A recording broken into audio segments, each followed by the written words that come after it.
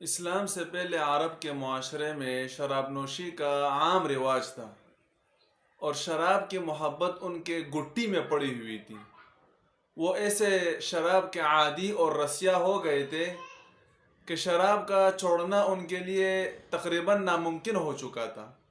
اس وجہ سے شراب کی حرمت اللہ رب العزت نے تدریجاً نازل فرمائی، آہستہ آہستہ پہلے ان کی ذہن سازی کی اور شراب کی نفرت ان کے دلوں میں بٹھائی، اور اس کے بعد پھر شراب کی حرمت بیان کی۔ سب سے پہلے شراب کے بارے میں جو قرآن میں آیت نازل ہوئی، سورہ نحل آیت نمبر 67، اللہ رب العزت نے ارشاد فرمایا وَمِن ثَمَرَاتِ النَّخِيلِ وَالْأَعْنَابِ تَتَّخِذُونَ مِنْهُ سَكَرًا وَرِزْقًا حَسَنًا، کھجور اور انگور میں سے تم لوگ سکر اور رزق حسن بناتے ہو۔ سکر کھجور کی شراب کو کہا جاتا ہے اور انگور کی شراب کو خمر کہا جاتا ہے۔ تو اس آیت میں خمر کا تذکرہ نہیں کیا گیا، تو صحابہ کے ذہن میں سوال نے انگڑائی لیا اور ان کے ذہن میں ایک اشکال پیدا ہوا کہ خمر کا تذکرہ تو اللہ رب العزت نے نہیں کیا، حالانکہ ہم تو خمر بھی بناتے ہیں، شراب بھی بناتے ہیں انگور سے۔ تو صحابہ نے پیغمبر سے سوال کیا کہ بین لنا فی الخمر بیانا شافیہ، افتنا فی الخمر، شراب کے بارے میں ہمیں پوری وضاحت فرمائے۔ تو کچھ عرصے کے بعد اللہ رب العزت نے سورۃ البقرہ آیت نمبر 219 نازل فرمائی، یسألونک عن الخمر والمیسر، یہ لوگ آپ سے سوال کرتے ہیں شراب اور سٹھے کے بارے میں، قل فیہما اثم کبیر، آپ فرما دیجئے کہ ان میں بہت بڑا گناہ ہے، ومنافع للناس، اور کچھ فائدے بھی ہیں لوگوں کے لیے، وَإِثْمُهُمَا أَكْبَرُ مِن نَفْعِهِمَا، ان کا نقصان اور گناہ وہ ان کے فائدے سے بڑا ہوا ہے، یعنی ان کے نقصان اور ان کا گناہ وہ ان کے فائدے سے بڑا ہوا ہے، جیسے سونار کی 100 اور لوہار کی 1۔ تو صحابہ کے دلوں میں کچھ نفرت بیٹھ گئی شراب سے کہ شراب کے اندر نقصان ہے، فائدہ بھی ہے، فائدہ اگر نہ ہوتا تو کوئی پھر شراب نہ پیتا، کوئی سٹے نہ کھیلتا، جوئے نہ کھیلتا، فائدے تو ہے یقیناً، لیکن یہ ہے کہ نقصان ان کا بہت زیادہ ہے۔ لیکن اس کے بعد پھر ایک عجیب واقعہ پیش آیا، حضرت عبد الرحمن بن عوف رضی اللہ تعالی عنہ نے دعوت کی کانے کی، جس میں کچھ صحابوں کو بلایا اور حضرت علی رضی اللہ تعالیٰ عنہ بھی اس میں شریک ہوئے۔ کانے کے بعد شراب کی مجلس لگی، چونکہ حرمت نازل نہیں ہوئی تھی، حلال تھی، تو عام رواج یہی تھا کہ دعوت میں کھانے کے بعد شراب ایک جزو لازم بن گئی تھی۔ تو جب سب نے شراب پی تو مغرب کے نماز کا وقت ہو گیا۔ حضرت علی رضی اللہ تعالیٰ عنہ نشے کی حالت میں تھے، شراب انہوں نے پی تھی، ان کو آگے کر دیا نماز کے لیے۔ تو جب وہ آگے ہوئے تو انہوں نے پہلی رکعت میں قل یا ایھا الکافرون سورت پڑھی، لیکن اس میں کچھ غلطی ان سے ہوئی۔ انہوں نے پڑھا قل یا ایھا الکافرون اعبد ما تعبدون وانتم عابدون ما اعبد وانا عابد ما عبدتم، یعنی لا اعبد کی جگہ اعبد اور ولا انتم عابدون کی جگہ انتم عابدون پڑھا، لا کو حذف کر دیا، جس کی وجہ سے معنی میں بھی بگاڑ پیدا ہو گیا، لیکن نشے کی وجہ سے ان کو پتہ نہیں چلا۔ تو اس وجہ سے اللہ رب العزت نے تیسری آیت نازل فرمائی شراب کی حرمت کے بارے میں،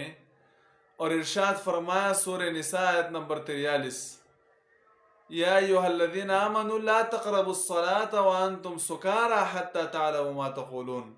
اے ایمان والو اس وقت تک نماز کے قریب بھی نہ جاؤ جب تک کہ تم نشے کی حالت میں ہو،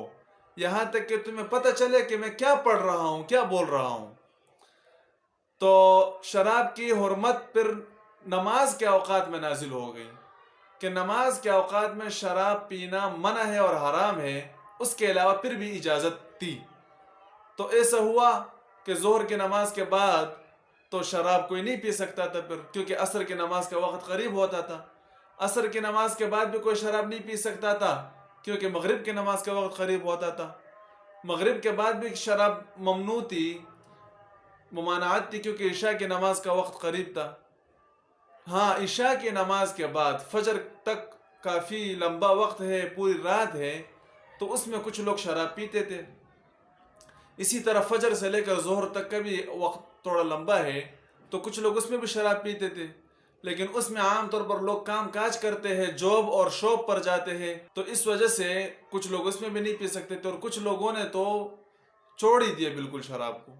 لیکن کچھ لوگ پھر بھی استعمال کر رہے تھے۔ اس میں ایک اور واقعہ پیش آیا، بخاری شریف میں موجود ہے کہ حضرت علی رضی اللہ تعالیٰ عنہ کو غزوہ بدر کے غنیمت میں ایک اونٹ ملا، تو حضرت علی رضی اللہ تعالیٰ عنہ فرماتے ہیں کہ میں نے اس اونٹ کو سنبھال کر رکھا تاکہ پھر میں اس کو بیچ کر حضرت فاطمہ رضی اللہ تعالیٰ عنہ سے جب نکاح کروں تو اس میں کچھ پیسے کام آ جائیں گے میرے، تو ان کو گھر میں باندھا۔ حضرت علی رضی اللہ تعالیٰ عنہ کہیں گئے ہوئے تھے اور حضرت حمزہ رضی اللہ تعالیٰ عنہ گھر میں بیٹھے ہوئے تھے، تو انہوں نے شراب پی، اور شراب کے بعد اشعار کی مجلس لگی، تو ایک باندی نے ایک شعر پڑھا، الا یا حمز للشرف النواء وہن معقلات بالفناء، اے حمزہ شریف لوگ وہ بڑے سخی ہوتے ہیں، سخاوت تو شریف لوگوں کے لیے ہے، آپ اٹھیے اور یہاں پر جو اونٹ کڑا ہے اس کو ذبح کر کے اپنی سخاوت دکھائیں۔ حضرت حمزہ رضی اللہ تعالیٰ عنہ جذبے میں آ گئے اور اٹھے اور اس اونٹ کو ذبح کر کے کہا کہ کھاؤ اس کو پکا کر، تو حضرت علی رضی اللہ تعالیٰ عنہ جب آئے اور دیکھا کہ ان کا اونٹ ذبح ہوا ہے اور لوگوں نے اس کو کاٹ پیٹ کر رکھ دیا ہے، تو رونے لگے حضرت علی رضی اللہ تعالیٰ عنہ، اور آپ صلی اللہ علیہ وسلم کی خدمت اقدس میں حاضر ہوئے، عرض کیا کہ یا رسول اللہ، مجھے جو اونٹ ملا تھا مال غنیمت میں، وہ اونٹ تو حضرت حمزہ رضی اللہ تعالیٰ عنہ نے اس کو ذبح کر دیا۔ تو آپ صلی اللہ علیہ وسلم تشریف لائے، حضرت حمزہ کو کہا کہ آپ نے کیا کیا، چونکہ حضرت حمزہ رضی اللہ تعالیٰ عنہ اس وقت بھی نشے میں تھے، تو انہوں نے کہا کہ بھئی جاؤ جاؤ، تم سب میرے غلام ہو، تم سب لوگ۔ تو آپ صلی اللہ علیہ وسلم نے ارشاد فرمایا کہ ابھی اس کو چھوڑ دو، ابھی نشے کی حالت میں ہے، بعد میں پھر ان سے بات چیت کریں گے۔ تو پھر ایک اسی طرح کے اور واقعہ بھی پیش آیا، حضرت سعد بن ابی وقاص رضی اللہ تعالیٰ عنہ کو ایک دوسرے صحابی نے اونٹ کی ہڈی سے ان کے سر پر مارا اور ان کے سر کو زخمی کر دیا شراب کے نشے کی وجہ سے، نشے کی حالت میں۔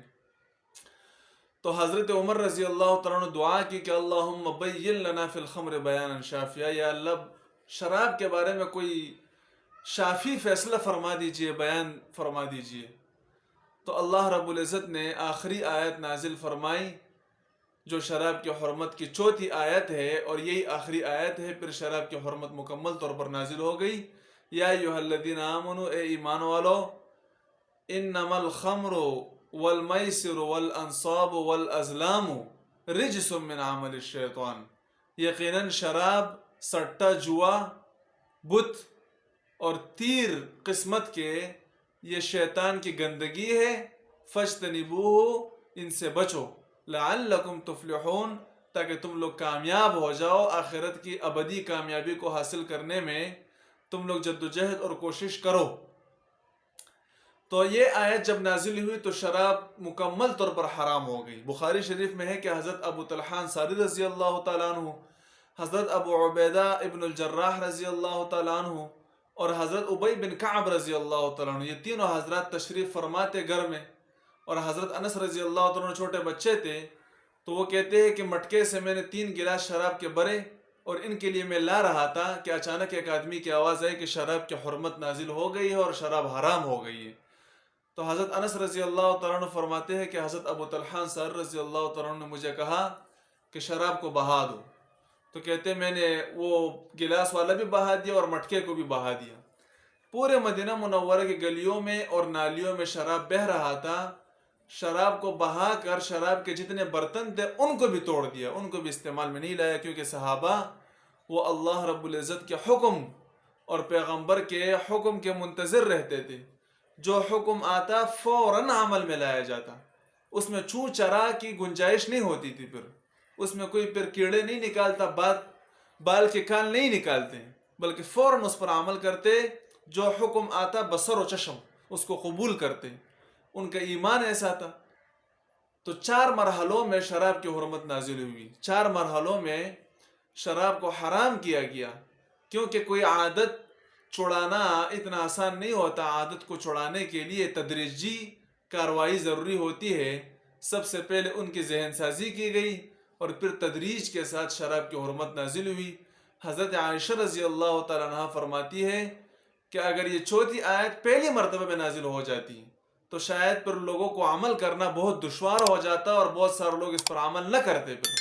لیکن اللہ رب العزت نے تدریجاً حکمت عملی کے ساتھ ایسی شراب کی حرمت نازل فرمائی کہ سب لوگوں کو اس پر عمل کرنا بھی آسان ہو گیا، اور انہوں نے پھر جیسے شراب چھوڑی اس کے بعد پھر کسی نے شراب نہیں پی۔